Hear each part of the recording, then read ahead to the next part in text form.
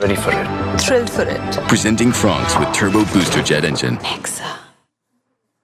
3 Sundays to go to the IPL final. Match 53. We're back to double headers. We're back at Kolkata. There's a discomfort for the Knight Riders at their own home ground, but they cannot afford any more slip-ups. It's getting too tight. It's too close for the defending champions. They come up against the Rajasthan Royals, who now have nothing to lose. Build-up should be fun. On Nexa presents ESPN Cricket Info Timeout.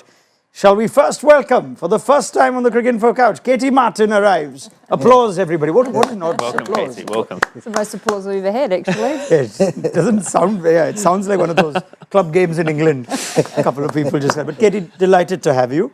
And history seems to be following you around everywhere in the IPL. You saw that Vaibhav Suryavanshi 100. You've seen RCB history last night. You should have come to the IPL earlier. Yeah, I know. I mean, someone else is in charge of that. But yeah, it's...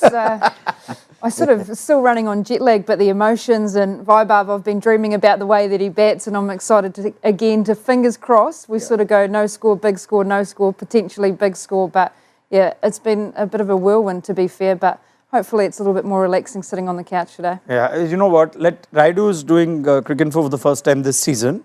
He's now been finished 15, 17 days. So Rayudu, why don't you just give her a bit of a brief in your own style of what we do on this show? No, we just follow whatever Matt puts up in terms of stats, because you dwell on stats, you live on stats, you eat on stats. Yeah, that's cricket. Rayudu's having a go at everybody together. He's burning all of us, okay? Wow. I will admit I did fail maths at school, so we'll be a little bit of trouble. And So did Matt. yeah. So did That's Matt. why I ended up here. We bring life to numbers. We allow for the numbers to marry into the wisdom of So that's why players you like are a us. lawyer and I'm studying law. So we interpret stats a little differently. Very good. I think Rayudu has summed it up nicely. So may I introduce Matt Roller? Yeah, no pressure after that build-up from Rayudu. If anything goes wrong, it's my fault now. It's almost like Rayudu didn't sleep well last night. No, but Rayudu slept very well. No, that is true. I didn't sleep. CSK should have won that game. You know, I got comments yesterday on the post show saying, please check on Rayudu, is he okay? So I replied to those comments, I said, Rayudu's fine. Rayudu's not going to lose a moment's sleep if RCB win or if CSK lose. Yeah. And just before we were on this he'll allow me to tell you, we were all just thinking about who's going to win it, and Katey asked Rayudu. And Rayudu, would you like to share what you said? No, I think RCB, because all the stars are aligning for them.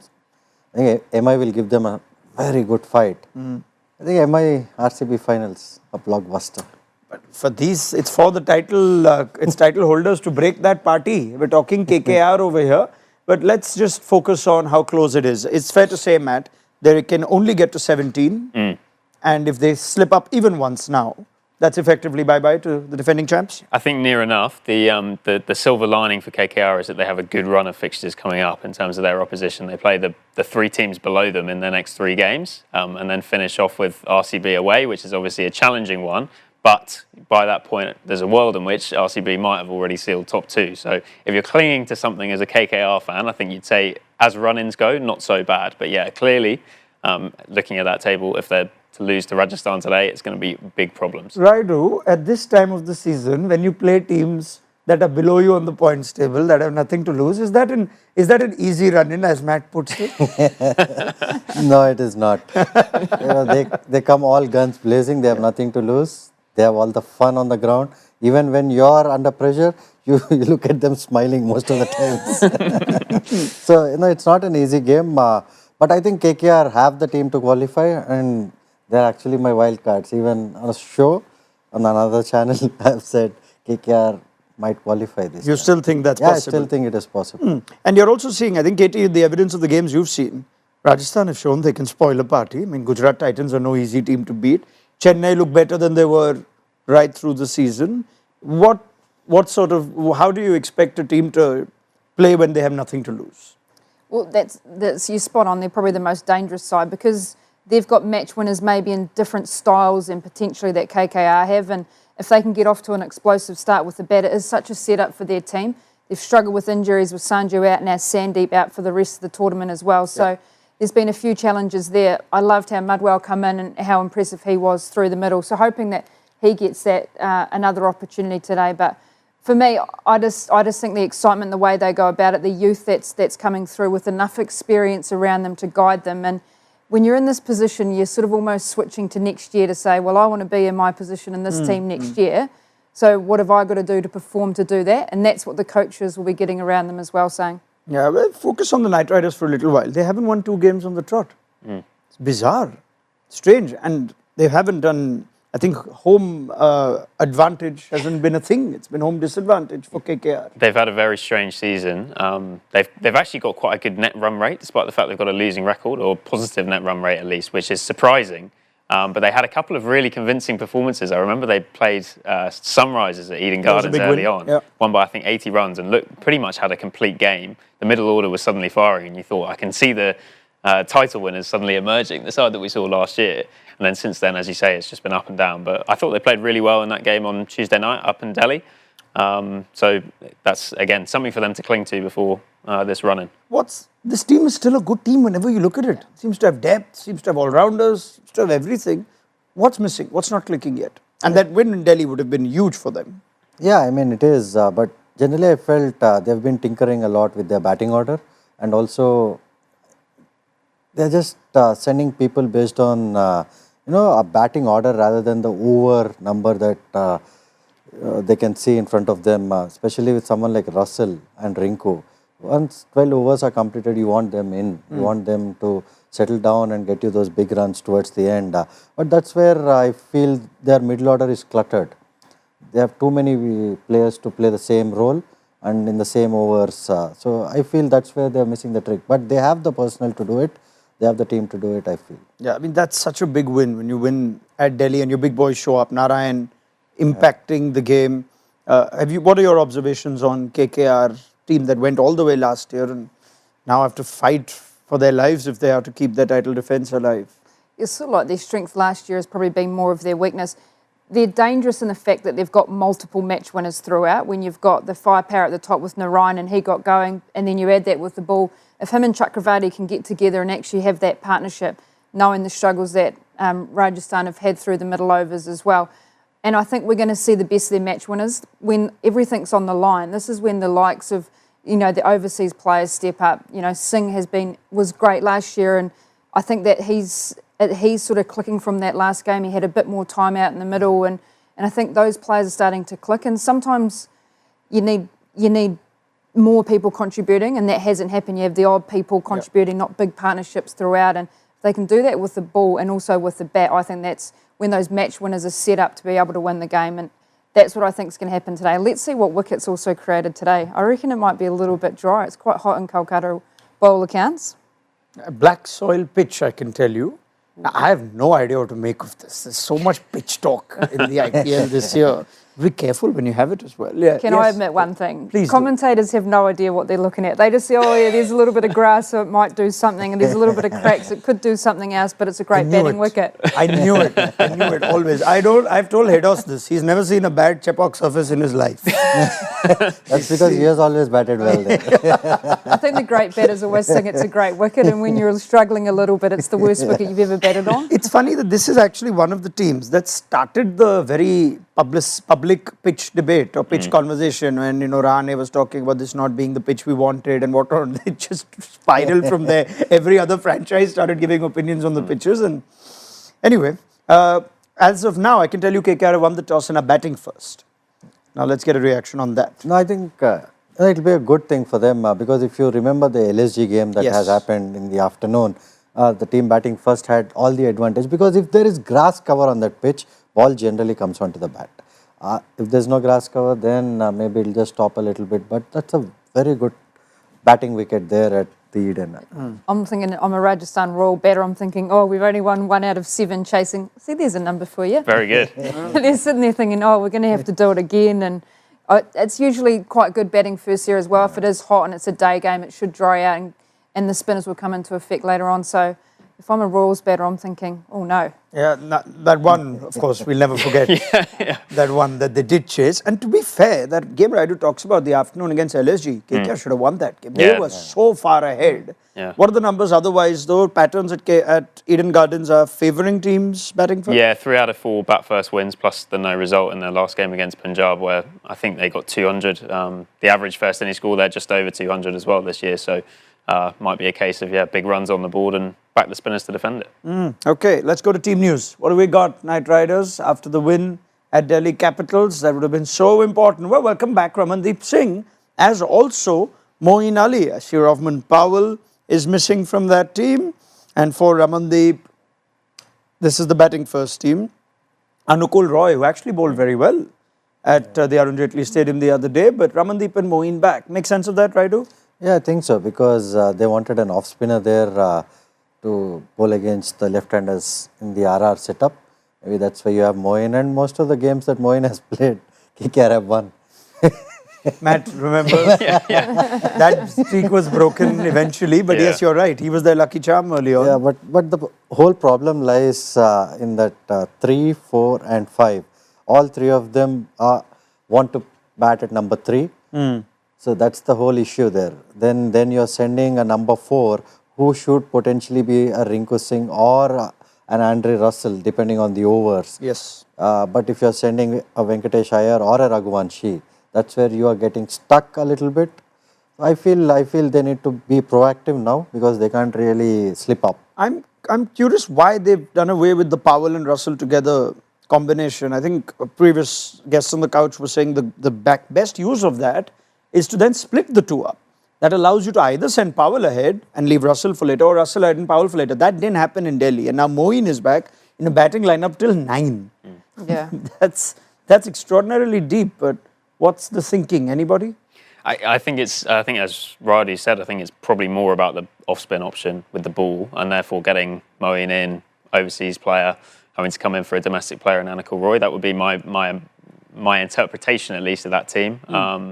But yeah, it's a curious one. They've not really got much out of Moeen, the batter, so far this season. And he probably only further complicates that situation in the middle order, where you've got Venkatesh, Rinku Singh and Moeen as potential left-handers who could come in through the middle and play against the spinners. They might use him in a bit more of a floating role. I think he's done that a bit throughout his career as well. But yeah, I think you're spot on with the spin. And the three spinners are also quite different in the way that they bowl. And I think you might be able to look at Narayan and Chakravarti to continue to attack, and then Moeen just to sort of hold up another end as well. So that potentially might be the fact that floating and also just a different defensive option for a spinner. You can also clearly see with Jaiswal and Suryavanshi, we might have a power play spinner who is most likely to be Moeen. And they've used Moeen in the power play a lot this season. So I think that's the reason why he's there tonight. What's the age difference between Suryavanshi and Moeen Ali? So 20 plus. I'd think.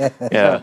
So in 20 years' time, I love this. Suryavanshi will still be younger. Yeah. Then Moeen Ali. Then quite a lot of the Then KKR Dhoni. team, actually. They got one of the older sides in the IPL, so yeah. It's always a question you get asked as an old one. When I debuted for New Zealand, someone in our team hadn't even been born, and they didn't even know what dial-up internet was when I first toured India in 2003. So I thought, I'll give you one interview and to say that you weren't even born, and that's enough. And that's the thing, isn't it? I'm just Ageism, soaking all this in. There's that incredible stat of when Ishant bowled to Suryavanshi.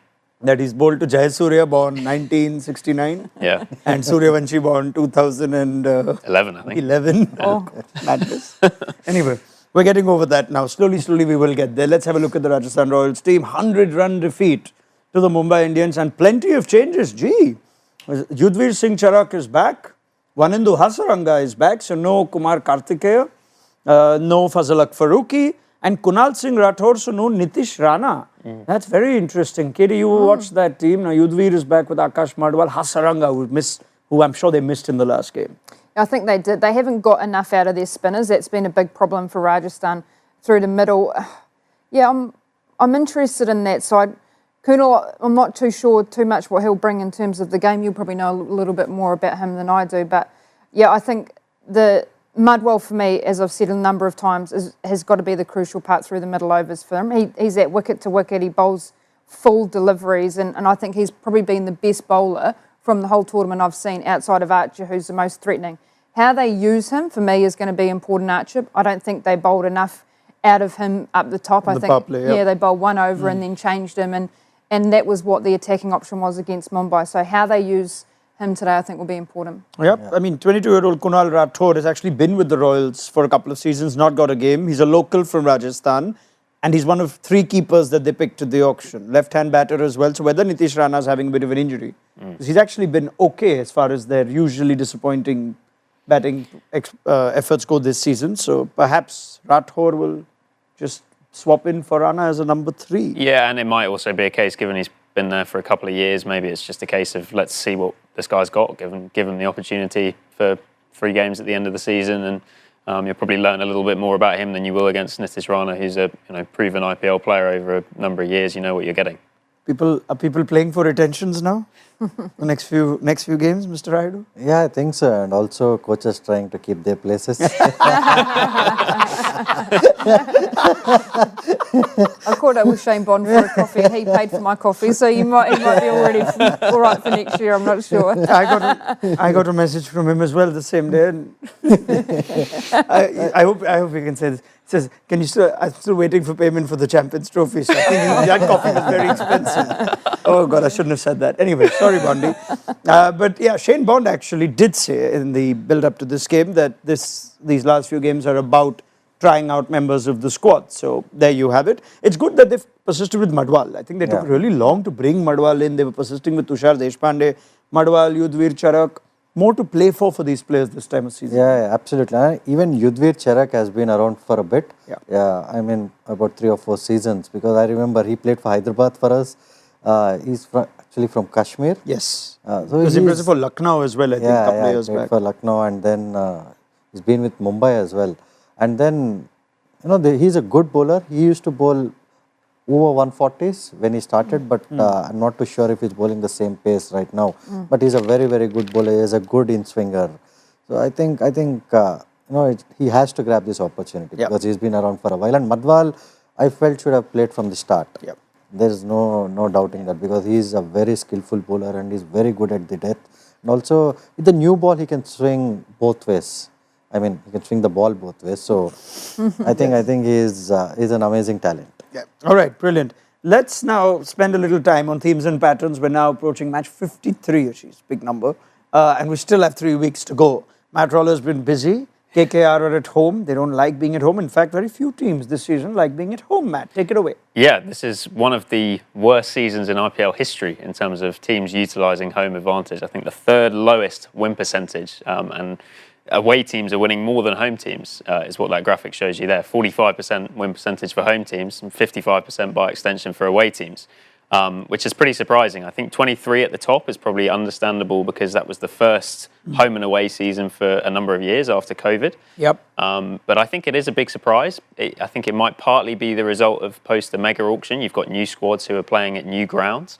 But I think it's interesting to sort of delve into the reasons for it, because it's been a theme that we've discussed through the season. Teams have clearly been frustrated that they've not had as much control as they would want over their pitches. I think you can sort of understand it from the league's point of view, why you would want to have curators before preparing the best possible surface and have that unpredictability where you switch on every night and don't know who's going to win. You're not switching on thinking guaranteed Chennai win because they're playing at home.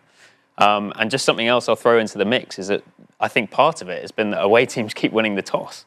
There's been this season 33 times the away teams won the toss, and with Rahane winning there, only 20 for home teams, which is, I think, just one of these random statistical outliers. Okay. How bizarre was that last night's game? Whoever wins the toss loses the game.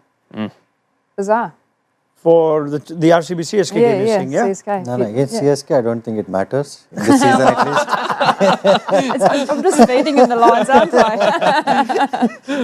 So, what has this season actually taught us? Is it a perhaps good thing that the surfaces are not being read or are unpredictable? Stephen Fleming has said we're not sure what to get out of the surface. Zahir Khan has said we're not quite liking the surface. KKR have said enough things. SRH in a couple of games have said this is not the flat track that we're supposed to keep beating bowlers on. Is that a good thing for the league? I mean, in hindsight, for a neutral it is good, but for a franchisee who is trying to pick a team based on your home conditions because you play 7 games at home, I don't think it really augurs well for them. They have to at least have a certain say in how the wicket should be. I wouldn't say an entire say, I wouldn't say prepare an underprepared wicket or something like that, but BCCI should at least let the franchisee try and decide which surface to play on, what kind of a surface to play on, because home advantage is key. Otherwise, why would anybody relate to a home franchisee, and why would a fan support a home franchisee if they don't know what brand of cricket that they're going to, I mean, if they don't know what brand of cricket that is going to... I mean, I believe we've heard from the board that centralized supervision, they want to make sure that, that it isn't lopsided. The teams that have done well at home are MI and GT. I think it's an interesting one in the context of that race for the top two, where you've had RCB have won all their away games and not been so strong at Chinnaswamy, and the other two have utilised home advantage much better, but have been a bit of a mixed bag on the road. Yeah, so therefore I'm coming to the point that the best teams still manage to overcome these sorts of conditions and whatnot, don't they? I think if you look at it from a global perspective, you want to be able to play on any type of wicket, and we're seeing great wickets all around the world nowadays. I mean, England are preparing, different types of wickets quite flat as well. So I think because these wickets are so flat, it's meaning that bowlers have to change and adjust. And I think this year we've probably seen more Yorkers than we ever have in any other year, which is surprising. Probably more straight Yorkers as opposed to wider Yorkers. So I think it's meaning that the skill development of the bowlers has to be better. And we've seen that in parts that when there's been a little bit of a bias from a home ground advantage or otherwise, that then teams have relied on their strengths. Whereas when it's neutral, when the wickets are pretty flat, it's actually putting pressure on, especially bowlers having to come up with different stuff. Yeah. And I don't mind that, probably from a global perspective, but I definitely understand when you're opening the wallet and you're buying these players, you want a little bit of home advantage. So here's my thing. I've actually turned around on this. While I initially thought, the franchises have invested big time, they should have some control over it.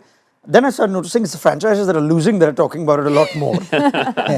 And I'm serious. Like, Delhi is not playing like Delhi of last year, but Delhi Capitals have done all right. Now they're losing there, but they're coming to other venues. RCB have overcome a different Chinnaswamy and made something incredible happen. They could finish with 7 out of 7. KKR wanted a slow surface. They got one against GT. GT outplayed them. So I'm just going with how much of this is, again, you nicely talk about coaches, and what they need to say in the aftermath of a defeat. But this standard of cricket should be higher than these conversations, don't you think? Yeah, absolutely. I mean, if it is a test match and there are 5 days to play and you can always come back into a test match, then maybe it is. But, and it's a T20 game, you want at least 10% advantage for your home team. Otherwise, it is as good as playing at a neutral venue. Yeah. So it's interesting on the toss discussion, because typically you sort of say you win the toss, you bowl first with a bit of dew, but we haven't seen that as much. The ball is doing something different this year in terms of reversing, and you're able to change it as well. There's the ball change rule, yeah. I just wonder the teams that have been quicker to adapt, and the teams that have, what I would say, those old school players through the middle, the likes of KL, Virat, that know how to control Shreyas as well, that their games they're bringing into their own, I think, and that's why I quite like the fact that it's a pretty neutral one, because the best players sort of tend to step up and adjust their game accordingly. Let me throw in another angle here of the amount of young Indian players that we're seeing capture our attention, and whether this in a way might actually be a better way to blood them to the higher levels when there are different surfaces that their skills are going to be tested on. Absolutely. I mean, at least when we started playing the IPL, at Wankhede you knew that you would get a fast wicket. At Chennai you knew you would get a turning track. At Eden it was slightly slow and turning, slightly low. Delhi was low and Punjab was flat. So you knew, and you always pick players according to the conditions that were before you. But right now, when most of the wickets are flat, see, bowlers are getting better. Their skills are getting better because most of the wickets are flat. But in hindsight, you're losing the essence of playing an away game or an home game. So, see, you want more advantage than just your fans. I mean, of course, you'll have fan support. Of course, you'll have the atmosphere. But end of the day, it used to be a challenge for us to go to a Chennai or a Chinnaswamy or a Kolkata. So we used to prepare mentally, also skill-wise, we used to practice differently for that surface. So that element maybe is being slightly taken away from the game, and I feel players, youngsters will benefit if they play in different conditions. Yep. So yeah, I mean, it was challenging for you going to the Chinnaswamy? Yeah, of course it was, because see, wherever you thought you could hit a 4, you're always trying to hit it outside. So that was a challenge. You would have hit it on the roof last night as well, wouldn't you? No, no, my sixers generally go about 85, 86 meters. So That's I'm happy. very smart, you know why? That's very smart because then the ball comes back. Then you don't need a ball change. So Rayudu knew everything. He was And also, calculating. what's good about someone like me is, if you mistime it, it'll never carry to the field. So that's where I was very lucky in my career. Save your energy, 85, not 105. Very humble, Ambati Rayudu, very humble. I just think we've picked up on something here, that the way the league has responded to a highly inflated season of runs and batting last year has actually been to try and balance it out. It's not like, oh, we loved that, let's flatten every pitch we see, you know, and let's try and get that, if that's how. They've tried to bring in rules that restore a balance, and pitches, I guess, are part of that. So perhaps that tells us where the league's priorities are. Anyone disappointed with it? Anyone wants to see the 400s or the 300s we thought we'd see? Yeah, it's tricky. I think variety is good, but I think we've probably seen more variety at certain venues this year. So like Hyderabad is a good example of that, where you've obviously had that one incredibly high-scoring game or two incredibly high-scoring games. And then some slower tracks as well, which I think is a good thing. I think we are still seeing some variety. I think it's just more that the same venue can serve up variety rather than it being the variety comes from there being different venues with different characteristics, if that makes sense. I think it does. I'm sure it does. But for now, let's realign our focus to the game at hand at the Eden Gardens. First 6, always important, and KKR need to get these games going the right way. It's time for the tactical breakdown in our next Presents Power Play Conversations.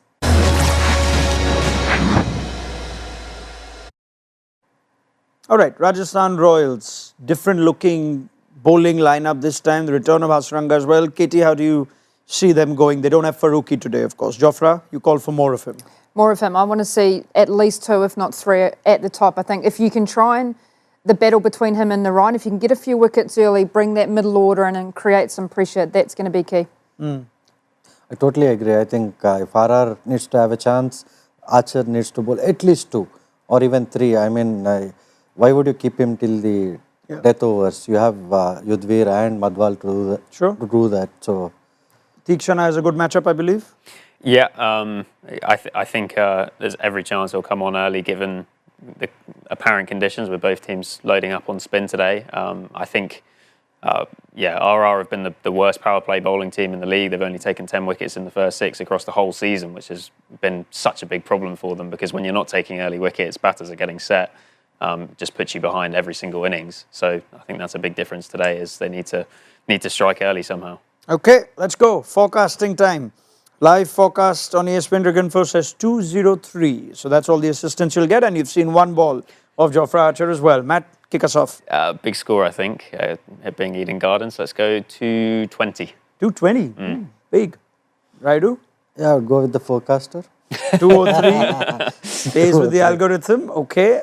Katie Martin. I'm going to go 188. There you go. Low bowling. Okay. 188 for Katey, 203 and 220 for you.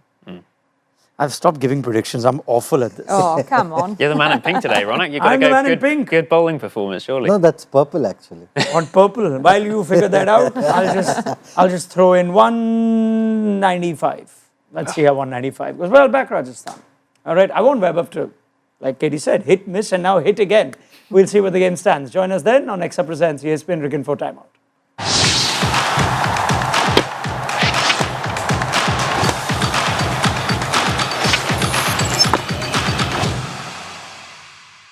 Ready for it. Thrill for it. Presenting Franks with Turbo Booster Jet Engine. Nexa.